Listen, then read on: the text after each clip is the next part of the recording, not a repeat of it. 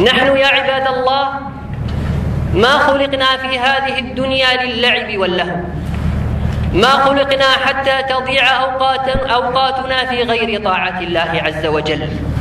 نحن خلقنا لعبادة الله عز وجل. أما هذه الدنيا فهي متاع زائل ولذة فانية. قال الله عز وجل: اعلموا أنما الحياة الدنيا لعب ولهو وزينة وتفاخر بينكم وتكاثر في الأموال والأولاد كمثل غيث أعجب الكفار نباته. كمثل غيث أعجب الكفار أي الزراع، أعجب الكفار نباته ثم يهيج فتراه مصفرا ثم يكون حطاما، وفي الآخرة عذاب شديد ومغفرة من الله ورضوان، وما الحياة الدنيا إلا متاع الغرور. كيف نفرح بهذه الدنيا؟ وكيف يفرح بالدنيا من يومه يهدم شهره، وشهره يهدم سنته، وسنته تهدم عمره؟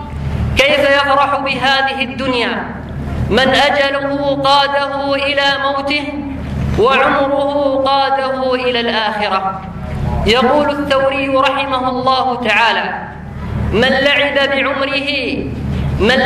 بعمره ضيع أيام حرثه.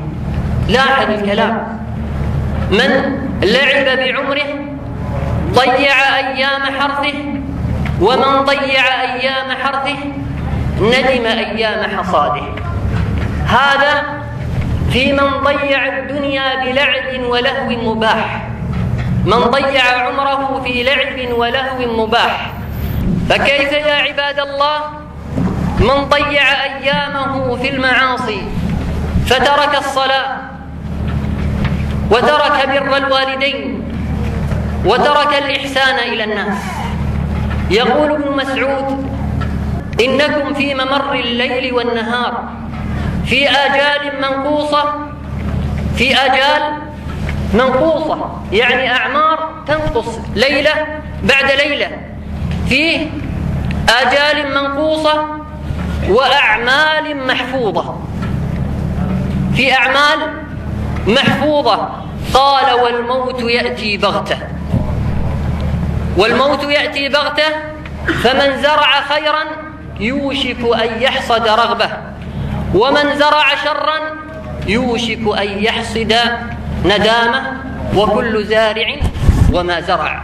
إن أنت لم تزرع وأبصرت حاصدا ندمت على التفريط في زمن البذر. يقول أحدهم نادما على تفريطه في وقته: أعيناي هلا تبكيان على عمري؟ تناثر عمري من بين يدي ولا أدري. الوقت أنفس ما عنيت بحفظه، وأراه أسهل ما عليك يضيع.